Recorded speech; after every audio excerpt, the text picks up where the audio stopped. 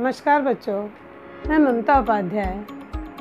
पहले वीडियो में आपने सुना 10th के बच्चों के लिए राम लक्ष्मण परशुराम संवाद पाठ पढ़ाया था मैंने, जिसके प्रथम भाग में सीता स्वयंवर में राम के द्वारा शिव का धनुष तोड़ा गया। उस धनुष के टूटने से परशुराम जी बहुत क्रोधित होते हैं। राम के बहुत अनुनय विनय करने पर भी, मीठी मीठी बोली बोलने पर भी उनका क्रोध शांत नहीं होता है। आगे अब हम दूसरे वीडियो में इससे आगे का भाग देखते हैं। अब भाग 2 अब आप अध्ययन करेंगे और ध्यान से सुनेंगे बच्चों। आगे का देखिए आप। लखन कहा हस हमरे जाना, सुनहु देव सब धनुष समाना। काछत लाभ झून धनु तोरे, देखा राम नयन के भोरे। छुअत टूट रघुपति ना दोषु, मुन बिनु काज करिए कत रोषु। बोले चिते परसु की ओरा, रे सठ सुनहु सुभाव न मोरा। बालक बोल बधो नहीं के तोही, केवल मुन जड़ जानहि मोही। बाल ब्रह्मचारी अति कोही, विश्व विदित क्षत्रिय कुल द्रोही। भुजबल भूमि भूप बिनु कीनी, विपुल बार महि देव ही दीनी। सहस्र बाहु भुज छेद निहारा, परसु बिलोक महीप कुमारा। मातु पिता जन सोच बस, करस महीप किशोर। गर्भन के अर्भक दलन, परसु मोर अति घोर। पहले हम इसके शब्दार्थ जान लेते हैं, इनके कठिन शब्दों के अर्थ को समझ लेते हैं। उसके बाद हम इसके अर्थ को जानेंगे। देखिए, क्षति, क्षति मीन्स हानि। लाभ मीन्स लाभ, फायदा। नयन मीन्स नया, ऐसे नयन मीन्स नेत्र को समझते हैं हम, लेकिन जगह जगह अर्थ अलग अलग हो जाते हैं। यहाँ नयन से मतलब नए से है, क्योंकि धनुष नया जाना था, इसलिए नयन का अर्थ नेत्र से नहीं है, यहाँ नए से है। भोरे, भोरे मीन्स यहाँ पर धोखे से है। वैसे कैसे कहता बहुत भोरे हो, भोरे का मतलब होता है सीधा साधा, लेकिन यहाँ भोरे का मतलब धोखे से है। दोषु मीन्स दोष, रोष मीन्स क्रोध, सठ मीन्स दुष्ट, स्वभाव मीन्स हमारा स्वभाव, जड़ मीन्स मूर्ख, मोहि मीन्स मुझे, विश्व मीन्स संसार, विदित मीन्स विख्यात मतलब फेमस, सब लोग जानते हैं। महिदेव मीन्स ब्राह्मण, बिलोक मीन्स देखकर, महीप कुमार मीन्स राजकुमार या राजा का पुत्र, अर्भक मीन्स बच्चा, दलन मीन्स नाश। इस चौपाई में जब परशुराम जी बहुत क्रोधित होते हैं, तब लक्ष्मण जी मुस्कुराते हुए, उन पर व्यंग कसते हुए कुछ कहते हैं। जैसे, लखन कहा हस हमरे जाना, सुनहु देव सब धनुष समाना। लक्ष्मण जी मुस्कुराते हुए बोले, हे देव, हमारे लिए तो सारे धनुष एक जैसे हैं। का छत लाव जून धनु तोरे, देखा राम नयन के भोरे। मतलब हमें इस पुराने धनुष को तोड़ने से क्या हानि, क्षति में हानि बताई, क्या हानि और क्या लाभ। हमें इस धनुष के तोड़ने से, टूट जाने से क्या तो हानि और क्या लाभ। हमारे लिए सारे धनुष एक जैसे हैं, तो इसके टूटने से हमें क्या हानि और क्या हमें लाभ होता। देखा राम नयन के भोरे। हे नाथ, भगवान राम ने तो केवल इसे नए के धोखे में देखा था। छुअत टूट रघुपत ना दोसु। रघुपत जी ने तो, भगवान राम ने तो केवल छुआ था और छूते ही ये टूट गया। मुन बिन काज करिय कत रोसु। हे मुनि, बिना कारण ही आप, बिना बात के ही आप क्रोध कर रहे हैं। उनका इसमें कोई दोष नहीं है। जान के उन्होंने इस धनुष को नहीं तोड़ा है, उन्होंने तो नए के धोखे में से छुआ था और छूते ही ये धनुष टूट गया। इसमें उनका दोष कोई नहीं है। बोले चिते परसु की ओरा। रे सठ सुनहु स्वभाव न मोरा। वह अपने फरसे की ओर देखते हुए, हे मूर्ख, तू अभी मेरे स्वभाव को नहीं जानता है। कौन कह रहा है? परशुराम जी अपने फरसे की तरफ देखते हैं और देखते हुए किससे कहते हैं? लक्ष्मण जी से कहते हैं कि हे मूर्ख, तू, हे दुष्ट, अभी तू मेरे स्वभाव को नहीं जानता है। बालक बोल बधो नहीं तो ही, केवल मुन जड़ जान ही मोही। मैं बच्चा समझकर तेरा वध नहीं कर रहा हूँ। तू केवल मुझे मुनि समझ रहा है, मुझे केवल मुनि जान रहा है। मुनि का मतलब भाई कोई सीधा सच्चा कुछ भी कह दो। मुनि तो सज्जन लोग होते हैं, स्वभाव के अच्छे होते हैं, वो ज़्यादा किसी से कुछ कहते नहीं। तो तू क्या मुझे बिल्कुल मुनि समझ रहा है? तू अभी मेरे स्वभाव को नहीं जानता। मैं तुझे केवल बच्चा समझकर छोड़ रहा हूँ, इसलिए तेरा वध मैं नहीं कर रहा हूँ। इतना तो मैं बोलने ही नहीं देता किसी को। बाल ब्रह्मचारी अति कोही, विश्व विदित क्षत्रिय कुल द्रोही। तो मैं तो बाल ब्रह्मचारी हूँ, अति कोही मतलब अधिक क्रोधी हूँ। बाल ब्रह्मचारी और बहुत अधिक क्रोधी हूँ। विश्व विदित क्षत्रिय कुल, और यह संसार जानता है कि मैं क्षत्रियों के कुल का दुश्मन हूँ, मैं क्षत्रियों का दुश्मन हूँ। भुजबल भूमि भूप बिनु कीन्ही, विपुल बार मह दे बही दीनी। मैंने अपनी भुजाओं के बल पर इस भूमि को क्षत्रिय राजाओं से विहीन कर दिया। विपुल बार मह दे बही दीनी, और अनेक बार मैंने ये भूमि ब्राह्मणों को दे दी। सहस्त्र बाहु भुज छेद निहारा, परस बिलोक महीप कुमारा। और हे राजकुमार, हे राजा के पुत्र, सहस्त्र बाहु के भुजाओं को काटने वाला ये मेरा फरसा तुम देख रहे हो। मात पिता जन सोच बस, करस महिष किशोर। गर्भन के अर्भक दलन, परस मोर अति घोर। हे महीप किशोर, हे राजा के पुत्र, हे राजकुमार, क्यों तुम अपने माता पिता को अपने कारण सोच में डाल रहे हो, सोचने के लिए विवश कर रहे हो, क्यों परेशानी में डाल रहे हो? ये मेरा फरसा बहुत कठोर है, बहुत निर्दयी है। ये गर्भ के बच्चों को भी नहीं छोड़ता, ये बड़ा और छोटा फिर नहीं समझता। आपको समझ में आया होगा बच्चों।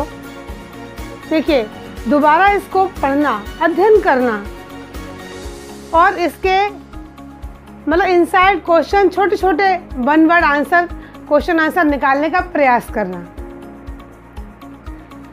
इसमें आगे हम शिल्प सौंदर्य को देखते हैं।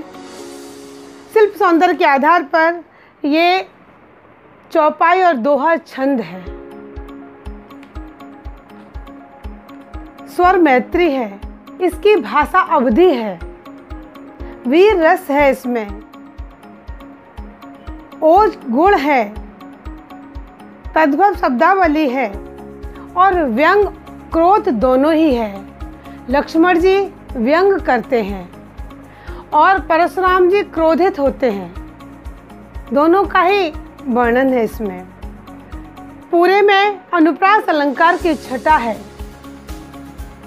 लेकिन छुअत टूट रघुपत ना दोषु, इसमें अतिशोक्ति है, क्योंकि जहाँ बढ़ा चढ़ाकर वर्णन कर दिया जाए वहाँ अतिशोक्ति होता है। तो छूते ही टूट गया, इतना नाजुक नहीं था, लेकिन उन्होंने बहुत नाजुक बनाया है, इसलिए यहाँ पर कौन सा है?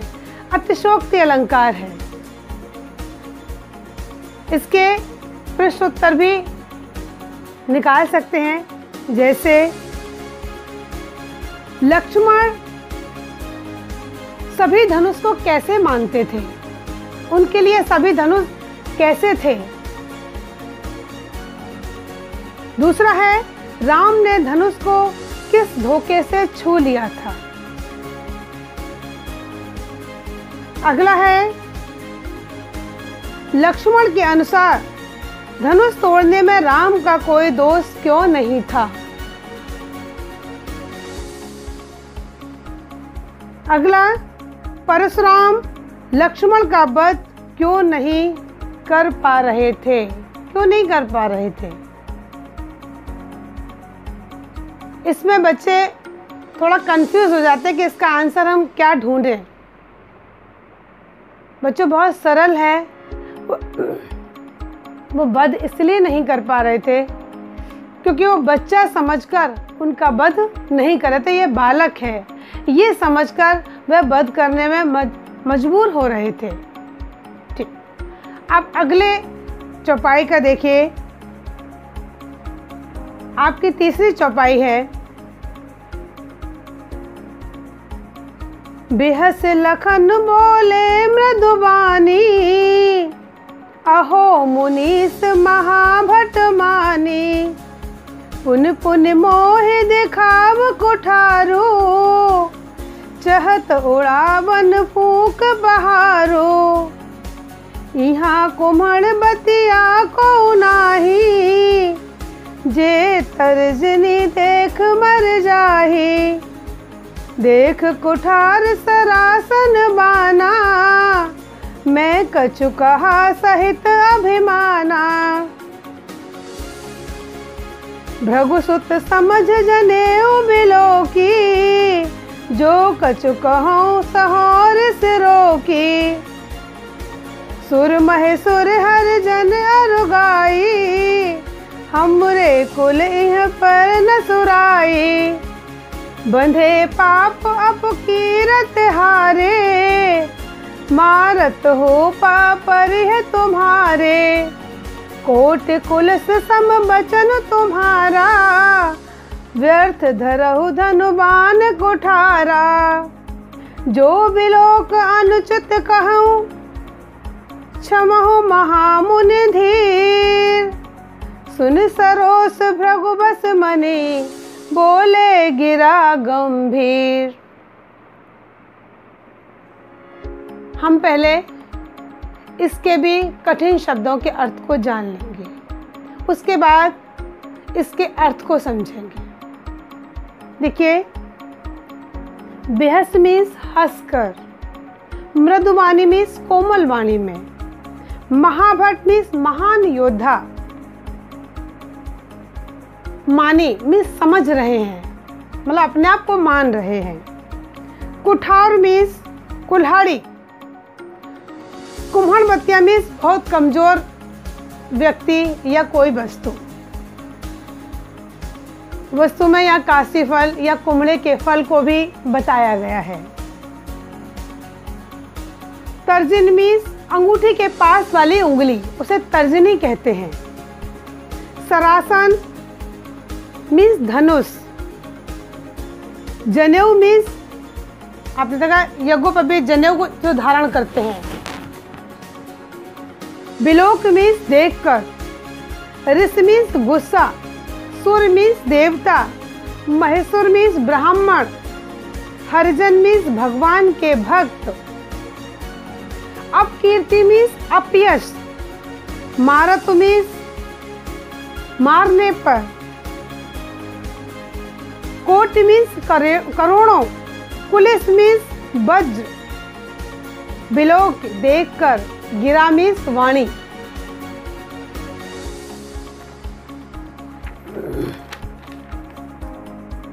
देखिए यहाँ पर परशुराम जी बहुत जब गुस्सा करते हैं तो लक्ष्मण जी उन पर व्यंग करते हुए परशुराम के गुस्से को भड़काते हैं। लक्ष्मण जी वहाँ व्यंग करते हैं और उनके गुस्से को और भी अधिक भड़काते हैं। जैसे देखिए, बिहस लखन बोले मृदु बानी, अहो मुनीस महाभट मानी। उन्हें बिल्कुल भय नहीं लग रहा। किसको? लक्ष्मण जी को। उनसे डर नहीं लग रहा। वो कितने भी गुस्सा हो रहे हैं, उनके गुस्से का उन पर कोई प्रभाव नहीं और उनके गुस्से को और भी अधिक भड़का रहे हैं, इसलिए उन पर व्यंग करते हैं। कहते हैं बिहस मीन्स हंसते हुए। लक्ष्मण जी मृदुल वाणी में, मीठी वाणी में बोले, ओहो अहो मुनीस महाभट मानी। ओहो, मुनि तो अपने आप को महान योद्धा समझ रहे हैं, बहुत महान योद्धा समझ रहे हैं अपने आप को, ये कितने बड़े वीर हैं। पुण्य पुण्य मोह दिखाव कुठारू। यहाँ बच्चों पुण्य पुण्य पुनरुक्ति प्रकाश अलंकार है, क्योंकि एक शब्द की आवृत्ति एक से अधिक बार हुई है और सेम अर्थ है, एक जैसा अर्थ है, इसलिए पुनरुक्ति प्रकाश है। पुण्य पुण्य मोह दिखाव कुठारू, चाहत उड़ा बन फूंक पहाड़ो। और बार बार मुझे अपना कुठार में फरसा दिखाते हैं। कौन कह रहे हैं? लक्ष्मण जी कह रहे हैं कि मुनि तो, ओहो मुनि तो अपने आप को महान योद्धा समझ रहे हैं, मुझे बार बार अपना फरसा दिखा रहे हैं। चाहत उड़ा बन फूंक पहाड़ो, और ऐसा लगता है कि वो तो अपनी फूंक से पहाड़ को उड़ा देना चाहते हैं। यहाँ कुम्हड़ बतिया को नाही, जे तर्जनी देख मर जाही।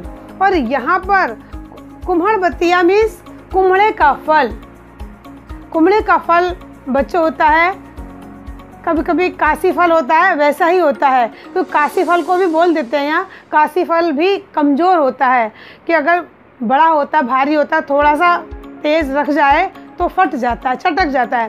वैसे कुम्हड़े का फल होता है जिसका पेठा बनता है, पेठा बनता है, उस फल को हम कुम्हड़े का फल कहते हैं और वो भी जल्दी टूट जाता है। ऐसे ही वो कहते हैं यहाँ कुम्हड़े के फल के समान कोई कमज़ोर नहीं है जो आपकी तर्जनी उंगली को देखकर डर जाएगा या मर जाएगा।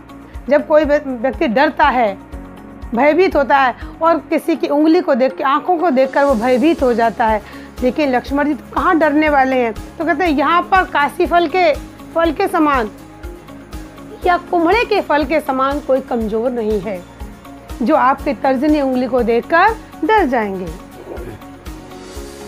देख कुठार सरासन बाना, मैं कछु कहा सहित अभिमाना।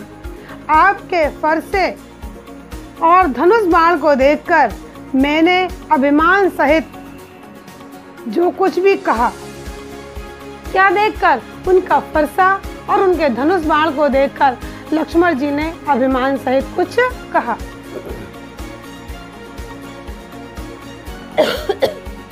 भृगुसुत समझ जनेऊ बिलोकी, जो कछु कहो सहो रिस रोकी।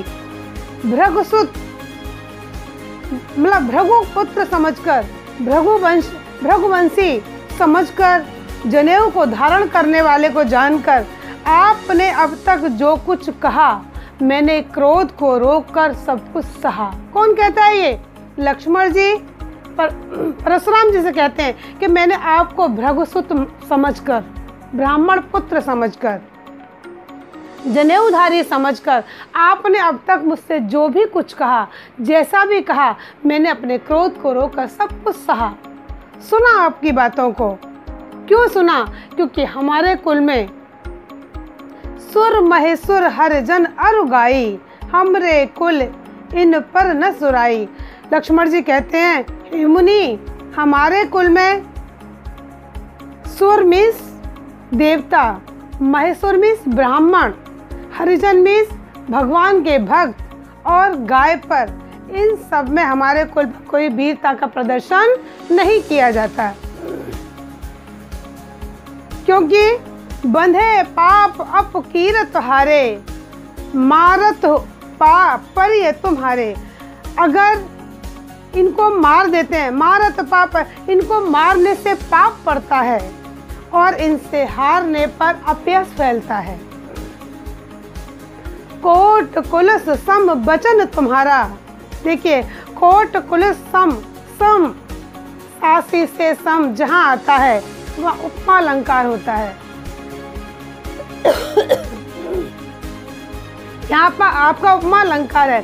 कोट कलश सम वचन तुम्हारा, व्यर्थ धरौ धनवान कुठारा। उनके क्रोध को और बढ़ाते हुए कहते हैं, हे मुनि, आपके तो वचन ही करोड़ों वज्र के समान है। आप तो बेकार में ही फरसा और धनुष बाण को धारण करते हो।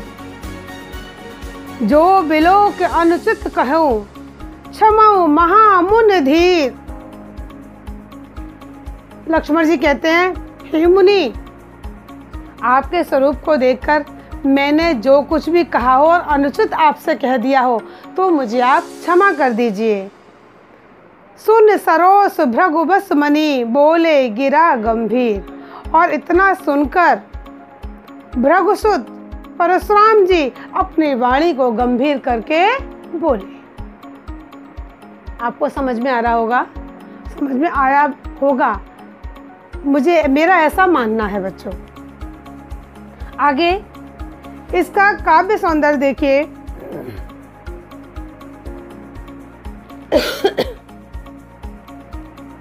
हाँ, अब इसके शिल्प सौंदर्य को देखते हैं हम।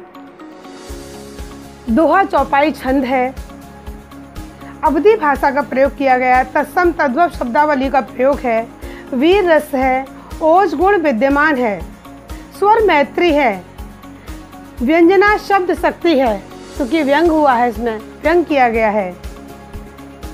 पूरे में अनुप्रास अलंकार है, पुण्य पुण्य में पुनरुक्ति प्रकाश अलंकार है, कोट कलश सम वचन तुम्हारे में उपमा अलंकार का प्रयोग किया गया है। आप लोगों को पसंद आया होगा, समझ में आ रहा होगा। आप लोग इसको पढ़ेंगे, इसके अंदर क्वेश्चन छांटेंगे छोटे छोटे, जिस तरह से मैंने पहले बताए थे। फिर इसमें भी देख लीजिए, पद में निहित भाव को स्पष्ट, मतलब इसके इस पद का उद्देश्य क्या है, क्या समझ में आया। जैसे मैं ही इससे बता देती हूँ, क्योंकि बच्चे इसमें कंफ्यूज हो जाते हैं कि क्या बताएं इसमें। देखिए, लक्ष्मण ने परशुराम के द्वारा अवमान पूर्वक कहे गए शब्दों पर व्यंग किया है और उन्होंने बता दिया कि मैं, मतलब हमारे वंश में ब्राह्मणों पर शस्त्र नहीं उठाया जाता, गाय पर, देवताओं पर और